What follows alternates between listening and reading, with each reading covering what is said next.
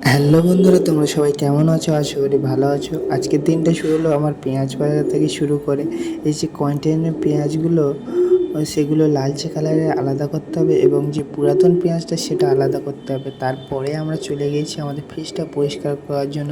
ফ্রিজটা যেহেতু অনেক নোংরা হয়ে গেছে, তারপরে ফ্রিজটা পরিষ্কার করে দিয়েছি। এবং আমি ফার্স্ট টাইম প্রথমে রান্না করছি, রান্না অতটা হয়তো ভালো নাও হতে পারে।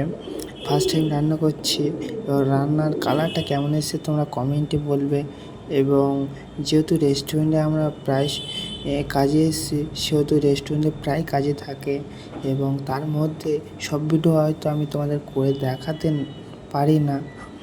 এবং তারপরে যে রেস্টুরেন্টে এটা হচ্ছে ফিশ ফিঙ্গার, ঠিক আছে।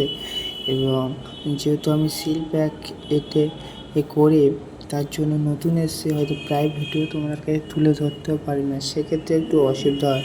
এবং আমার ভিডিওয় যে আমি ভয়েস দিই, সাউন্ডের একটু হয়তো সমস্যা হয়, গাড়ির আওয়াজ এবং হয়তো পাশে থেকে অনেক কিছু ব্যাকগ্রাউন্ডে আওয়াজ বাজে।